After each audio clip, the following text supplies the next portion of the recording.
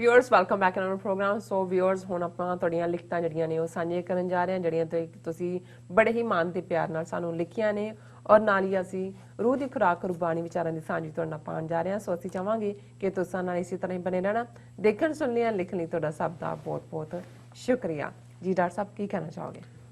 देखो सानू उस्मान तालिब साहब जिहड़े साडे रैगूलर व्यूअर भी ने और अपनी इनपुट भी दिंदे ने, उन्हां दी लिखत भी हासिल हुई है और उन्होंने फार्मर एजुटेशन के उत्ते ही कहा भी ये स्टेलमेट है या कैमूफलेज है कि इन्हां दी गेम स्मोक स्क्रीन क्रिएट करके कुछ करन दी है या सचमुच एक रोक आई है। उन्होंने कहा सलाम ते सत श्री अकाल डॉक्टर साहब and sister Neelam Kaur.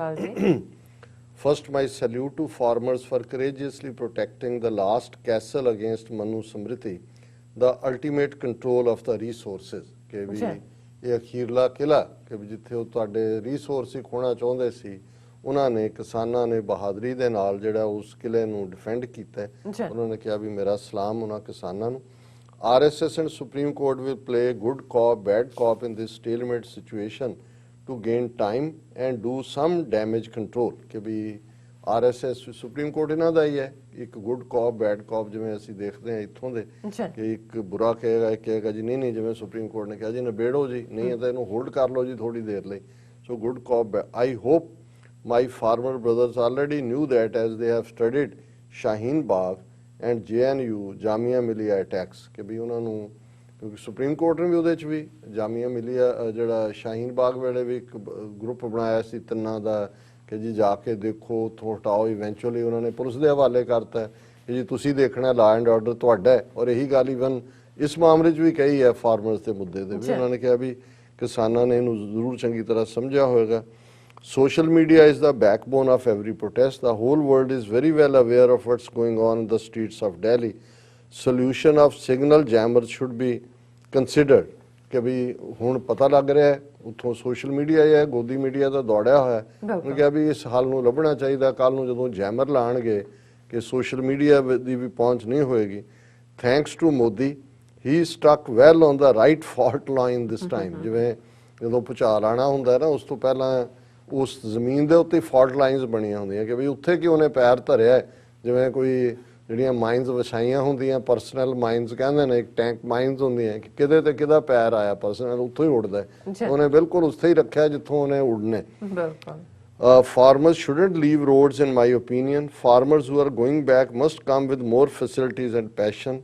Nature is training them for the next big cause as they will be left with no option than to raise Nishan Sahib on the whole Punjab। ਉਹਨਾਂ ਨੇ ਐਡਵਾਈਸ ਕੀਤਾ ਕਿ ਭਾਈ ਇਹ ਜਿਹੜੇ ਨੇ ਸੜਕਾਂ ਜਿਹੜੀਆਂ ਬਲੌਕ ਕੀਤੀਆਂ ਉਹ ਖਾਲੀ ਨਹੀਂ ਕਰਨੀਆਂ ਚਾਹੀਦੀਆਂ। ਜਿਹੜੇ ਵਾਪਸ ਵੀ ਜਾ ਰਹੇ ਨੇ ਉਹਨਾਂ ਉਹ ਜਿਹੜੇ ਜਾਂਦੇ ਨੇ ਉਹ ਆ ਵੀ ਰਹੇ ਨੇ ਔਰ ਕੁਦਰਤ ਉਹਨਾਂ ਨੂੰ ਕਿਸੇ ਵੱਡੇ ਕਾਜ਼ ਲਈ ਤਿਆਰ ਕਰ ਰਹੀ ਹੈ ਕਿਉਂਕਿ ਅਲਟੀਮੇਟਲੀ ਉਸ ਧਰਤੀ ਦੇ ਉੱਤੇ ਜਿਹੜਾ ਨਿਸ਼ਾਨ ਸਾਹਿਬ ਲਹਿਰਾਏ ਬਿਨਾ ਹੋਰ ਕੋਈ ਹੱਲ ਨਹੀਂ ਨਿਕਲਣਾ। RSS goons will be on ground soon. Nihangs should also come with cows so they can offer some food to RSS। ਵੈਸੇ ਨਿਹੰਗ ਸਿੰਘ ਮਾਰਚ ਕਰਕੇ ਪਹਿਲਾਂ ਵੀ ਜਥਾ ਗਿਆ ਸੀ, ਹੁਣ ਜਿਹੜਾ 96 ਕਰੋੜੀ ਬੁੱਢਾ ਦਲ ਹੈ ਉਹ ਵੀ ਪਹੁੰਚ ਗਏ ਨੇ। Some people are asking about waiter khans and Bollywood jokers to protest. It's just funny। ਇੱਕ ਨੇ ਪੁੱਛਿਆ ਸੀ ਕਿ ਜੀ ਕਿੱਥੇ ਨੇ, ਉਹਨੇ ਕਿਹਾ ਜੀ ਇਹ ਛੱਡੋ ਇਹਨਾਂ ਨੂੰ। How can you expect protest against capitalism from jokers who sell expressions for money? ਕਿ ਜਿਹੜੇ ਸਮਾਈਲ ਕਰੋ ਬੋਲੋ ਡਾਇਲੋਗ ਪੈਸੇ ਲਈ ਕਰਦੇ ਨੇ, ਉਹਨਾਂ ਦੀ ਜ਼ਮੀਰ ਦਾ ਕੀ ਹੈ। ਔਰ ਬਹੁਤ ਬਹੁਤ ਸ਼ੁਕਰੀਆ ਉਸਮਾਨ ਤਾਲਿਬ ਜੀ। ਔਰ ਸਾਨੂੰ ਇਸੇ ਤਰ੍ਹਾਂ ਵਸੀਮ ਸਾਹਿਬ ਨੇ ਸਾਊਥ ਅਫਰੀਕਾ ਤੋਂ ਲਿਖਿਆ। ਉन्होंने कहा सत श्री अकाल डॉक्टर साहब, I love to watch your programme on daily basis, admire your knowledge, keep up good work. I make दुआ that Allah must fulfil your dream to have free Khalistan, आमीन। फिर उन्होंने एक ਵੀਡੀਓ ਲਿੰਕ ਵੀ ਭੇਜਿਆ। ਸੋ ਵਸੀਮ ਅਹਿਮਦ ਸਾਹਿਬ ਬਹੁਤ ਬਹੁਤ ਸ਼ੁਕਰੀਆ। ਤੁਸੀਂ ਸਾਊਥ ਅਫਰੀਕਾ ਦੀ ਧਰਤੀ ਤੇ ਬੈਠ ਕੇ ਸਾਡੇ ਲਈ ਦੁਆ ਕਰ ਰਹੇ ਹੋ। ਰੱਬ ਤੁਹਾਨੂੰ ਚੜ੍ਹਦੀ ਕਲਾ ਦੇਣ, ਖੁਸ਼ੀਆਂ ਦੇਣ। ਔਰ ਮਾਰਕ ਲੈਸਟਰ ਉਹਨਾਂ ਦੀ ਜਿਹੜੀ ਹੈ ID ਤੋਂ ਹੈ ਔਰ ਡਾਕਟਰ ਤਾਹਿਰ ਫਾਰੂਕੀ ਜੀ ਨੇ ਲਿਖਿਆ, dear mister Singh, I am X Lahori. Lahori ਕਹਿਤਾ ਜੀ ਬਸ। Pakistani now US viewer of you here in New Jersey and pretty much watch you daily. I wish you good luck and want to mention one thing about your program. There is a yellow flag sitting right by your laptop that's supposed to show Khalistan, but people only seeing Khalis. Please keep sure to either show the complete word or maybe in the background, possibly with Pindawala's picture, who is a hero. I cry every time I see his documentary about Golden Temple. May Allah bless him and give you the power to accomplish his mission. Say hello to Neelam Kaur ji, Dr. Tahir Farooqi. Dr. ਸਾਹਿਬ ਬਹੁਤ ਸ਼ੁਕਰੀਆ ਇੱਥੇ ਸਾਡੀ ਕੋਸ਼ਿਸ਼ ਹੁੰਦੀ ਹੈ ਕਿ maximum ਲਫ਼ਜ਼ ਆ ਜਾਣ ਲੇਕਿਨ ਜਾਂ ਤਾਂ ਉਹਨੂੰ ਬਿਲਕੁਲ ਕਿਸੇ ਦੂਸਰੇ ਦੇ ਨਾਲ ਜਿਹੜਾ ਅਟੈਚ ਕੀਤਾ ਹੋਏ ਸੋ ਮੇਰਾ ਖਿਆਲ ਹੈ ਵੀ ਹੌਲੀ ਹੌਲੀ ਸਭ ਨੂੰ ਪਤਾ ਲੱਗ ਗਿਆ ਹਾਂ ਬੈਕਗ੍ਰਾਉਂਡ ਤੇ ਅਸੀਂ ਦੇਖ ਰਹੇ ਹਾਂ ਕਿ ਨਵਾਂ ਸੈੱਟ ਕੋਈ ਤਿਆਰ ਕਰਨ ਦਾ ਜਿਹਦੇ ਚ ਕਿ ਖਾਲਿਸਤਾਨ ਲਫ਼ਜ਼ ਜਾਂ ਜਿਵੇਂ ਪਿੰਡਾਂ ਵਾਲਿਆਂ ਦਾ ਤੁਸੀਂ ਜ਼ਿਕਰ ਕੀਤਾ ਹੈ ਪਰ ਕਿਉਂਕਿ ਬਹੁਤ ਕੁਝ ਸਾਡਾ ਉਹ ਕੱਲੀ ਜਿੰਦ ਸਾਰਾ ਤਖਤ ਹਜ਼ਾਰਾ ਵਾਂਗ ਹੈ ਸੋ ਬਹੁਤ ਬਹੁਤ ਸ਼ੁਕਰੀਆ ਤੁਸੀਂ ਬੜੇ ਪਿਆਰ ਦੇ ਨਾਲ ਲਿਖਿਆ ਔਰ ਤੁਹਾਡੀ ਲਿਖਤ ਚੋਂ ਲਾਹੌਰੀਆ ਪਿਆਰ ਡੁੱਲ ਡੁੱਲ ਪੈਂਦਾ ਔਰ ਮੈਂ ਅਖੀਰਲੀ ਲਿਖਤ ਪੜ੍ਹਦੇ ਹਾਂ ਅੱਜ ਦੇ ਬੈਸ਼ੀ ਕੁਰੈਸ਼ੀ ਜੀ ਇਹਨਾਂ ਨੇ ਸਾਨੂੰ ਕੋਪਨਹੈਗਨ ਡੈਨਮਾਰਕ ਤੋਂ ਲਿਖਿਆ ਇਹ ਖੁਦ ਵੀ ਪ੍ਰੋਗਰਾਮ ਰਨ ਕੋਆਰਡੀਨੇਟਰ ਨੇ NR platform Denmark institute for human rights Denmark ਤੋਂ ਉਹਨਾਂ ਨੇ ਆਪਣੇ ਨੰਬਰ ਵੀ ਦਿੱਤੇ ਨੇ ਔਰ ਉਹਨਾਂ ਨੇ ਕਿਹਾ KI 2359 on 31st December is that rare yet auspicious moment when the arrival of a new year in the world takes place 31 ਦਸੰਬਰ ਉਹਨਾਂ ਦੇ ਅਸੀਂ ਕੱਲ ਦੇ ਪ੍ਰੋਗਰਾਮ 'ਚ ਗੱਲ ਕਰਾਂਗੇ ਨਵੇਂ ਸਾਲ ਦੇ ਔਰ ਬੈਸ਼ੀ ਕੁਰੈਸ਼ੀ ਜੀ ਨੇ ਉਹਦਾ ਸਬਜੈਕਟ ਦਿੱਤਾ ਹੈ thanks for your programme on Quaid Azam ਦੀ ਯਾਦ ਜਿਹੜਾ ਅਸੀਂ ਪ੍ਰੋਗਰਾਮ ਕੀਤਾ ਉਹਨਾਂ ਨੇ ਪਹਿਲਾਂ ਵੈਲ ਵਿਸ਼ਿੰਗ ਦਿੱਤੀ as we look forward to 2021 both with hope and a sense of anxiety it's time to scale up kindness to tackle a stubborn challenge affecting humanity ਕਿ ਭਾਈ 2021 ਚ ਅਸੀਂ ਪਹੁੰਚ ਰਹੇ ਹਾਂ ਔਰ ਇਸ ਚ ਆਸ ਵੀ ਹੁੰਦੀ ਹੈ ਪਰ ਨਾਲ ਦੀ ਨਾਲ ਐਂਗਜ਼ਾਇਟੀ ਵੀ ਹੈ ਫਿਕਰਮੰਦੀ ਵੀ ਹੈ ਔਰ ਅਸੀਂ ਜਿਹੜਾ ਆਪਣੇ ਅੰਦਰਲੀ ਜਿਹੜੀ ਦਿਆਲਤਾ ਹੈ ਜਿਹੜੀ ਰਹਿਮ ਭਾਵਨਾ ਹੈ ਉਸ ਨੂੰ ਵਧਾਈਏ ਤਾਂ ਕਿ ਜਿਹੜੀ ਸਾਰੀ ਇਨਸਾਨੀਅਤ ਸਫਰ ਕਰਨ ਵਾਲੀ ਹੈ ਉਹਦੇ 'ਚ ਅਸੀਂ ਆਪਣਾ ਯੋਗਦਾਨ ਪਾਈਏ ਰਹਿਮ ਦੇ ਨਾਲ ਕੰਪੈਸ਼ਨ ਦੇ ਨਾਲ but rarely do we have the opportunity where through personal engagement sense of purpose and a kind heart we can make a difference in other people's lives enrich our own and make the world a better place to live उन्होंने कहा कि भी ये मौका भी कदे कदे मिलता है जिथे ਅਸੀਂ ਆਪਣੇ ਰਾਹੀਂ ਔਰ ਜ਼ਿੰਦਗੀ ਦਾ ਇੱਕ ਮਕਸਦ ਤਲਾਸ਼ ਕਰਦੇ ਹਾਂ ਦਿਆਲੂ ਦਿਲ ਦੇ ਨਾਲ ਰਹਿਮ ਭਰੇ ਦਿਲ ਦੇ ਨਾਲ ਲੋਕਾਂ ਦੀਆਂ ਜ਼ਿੰਦਗੀਆਂ ਨੂੰ ਪ੍ਰਭਾਵਿਤ ਕਰ ਸਕਦੇ ਹਾਂ ਇਹਦੇ ਨਾਲ ਅਸੀਂ ਖੁਦ ਆਪਣੀ ਅਮੀਰੀ ਨੂੰ ਖੱਟਦੇ ਹਾਂ ਔਰ ਇਸ ਦੁਨੀਆ ਨੂੰ ਅਸੀਂ ਹੋਰ ਵੀ ਬਿਹਤਰ ਬਣਾਉਣ ਦੇ ਵਿੱਚ ਆਪਣਾ ਯੋਗਦਾਨ ਪਾਉਂਦੇ ਹਾਂ ਆਈ ਵਿਸ਼ ਟੂ ਐਕਸਟੈਂਡ ਮਾਈ ਹਾਰਟਫੈਲਟ ਵਿਸ਼ੇਸ on the coming times. May you, TV84, and the cause of Khalistan have a long, successful life, and may the higher forces keep a divine and blessed hand over you. बहुत बहुत शुक्रिया बैशी कुरैशी जी ਤੁਹਾਡੇ ਇੱਕ ਲਫ਼ਜ਼ ਚੋਂ ਜਿੱਥੇ ਈਮਾਨ ਔਰ ਰੱਬ ਦਾ ਪਿਆਰ ਝਲਕਦਾ ਹੈ ਇਨਸਾਨੀਅਤ ਦਾ ਪਿਆਰ ਝਲਕਦਾ ਹੈ ਤੁਸੀਂ ਸਾਡੇ ਲਈ ਵੀ ਬਹੁਤ ਪਿਆਰਾ ਦਿਲ ਰੱਖਦੇ ਹੋ ਫਿਰ ਉਹਨਾਂ ਨੇ ਪੋਸਟ ਸਕ੍ਰਿਪਟ ਕਿਹਾ I am a great fan of your programmes and your good wishes for Pakistan. Your program on Qaid-e-Azam was a fresh breath of historical breeze. I have talked about it on my radio and TV programs too.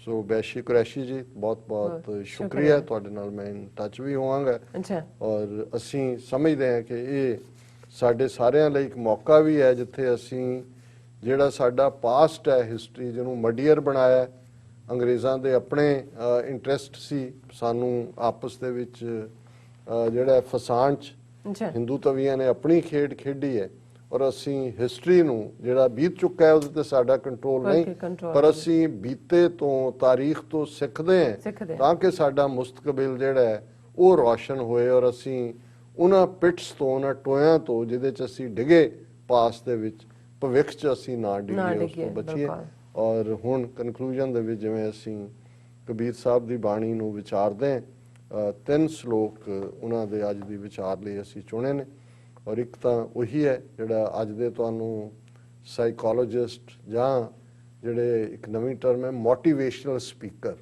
ਉਹ ਲੱਖਾਂ dollar ਲੈਂਦੇ ਨੇ ਜੀ motivate ਕਰ ਰਹੇ ਸਾਨੂੰ ਆਪਣੇ ਈਮਾਨ, ਆਪਣੇ ਗੁਰੂਆਂ ਨਬੀਆਂ ਪੀਰਾਂ ਦੀ ਕਈ ਗੱਲ ਤੇ ਈਮਾਨ ਉੱਥੇ ਪੈਸੇ ਦੇ ਕੇ ਕਹਿਣਗੇ ਜੀ ਦੇਖੋ ਕਿੰਨਾ ਕੀਤਾ। ਕਬੀਰ ਸਾਹਿਬ ਨੇ ਇੱਕ ਗੱਲ ਜਿਹੜੀ ਰੂਹਾਨੀ ਦੁਨੀਆ ਦੇ ਹਵਾਲੇ ਨਾਲ ਕੀਤੀ, ਪਰ ਉਹ ਜੇ ਇਸ ਮਾਦੀ ਦੁਨੀਆ ਦੇ ਹਵਾਲੇ ਨਾਲ ਵੀ ਦੇਖੀਏ ਕਿ ਜਿਹੜਾ ਕੰਮ ਕੱਲ ਕਰਨਾ ਹੈ ਉਹ ਅੱਜ ਕਰ ਲਈਏ, ਜਿਹੜਾ ਅੱਜ ਕਰਨਾ ਉਹਨੂੰ ਹੁਣੇ ਹੀ ਕਰ ਲਈਏ। ਬਿਲਕੁਲ। ਤੇ ਕਿੰਨੇ ਕੰਮ ਜਿਹੜੇ ਨੇ, ਫਿਰ ਇਹ ਨਹੀਂ ਕਹਾਂਗੇ ਜੀ ਬੈਕਲੌਗ, ਬੜਾ ਬੈਕਲੌਗ। ਸੋ ਕਬੀਰ ਸਾਹਿਬ ਫਰਮਾਉਂਦੇ ਨੇ, ਕਬੀਰ ਕਾਲ ਕਰੰਤਾ ਅਬੈ ਕਰ, ਅਬ ਕਰਤਾ ਸੋਏ ਤਾਲ, ਪਾਛੈ ਕਛੂ ਨਾ ਹੋਏਗਾ ਜੋ ਸਿਰ ਪਰ ਆਵੇ ਕਾਲ। ਕਿ ਵੀ ਜਿਹੜਾ ਤੂੰ ਕੰਮ ਕੱਲ ਕਰਨਾ ਹੈ ਉਹ ਹੁਣੇ ਕਰ, ਜਿਹੜਾ ਕੱਲ ਕਰਨਾ ਉਹ ਅੱਜ ਕਰ, ਤੇ ਜਿਹੜਾ ਅੱਜ ਕਰਨਾ ਹੈ ਸੋਏ ਤਾਲ, ਸੋਏ ਤਾਲ ਦਾ ਉਸੇ ਖਿਨ, ਜਸਟ ਨਾਓ, ਹੁਣੇ ਹੀ ਕਰ।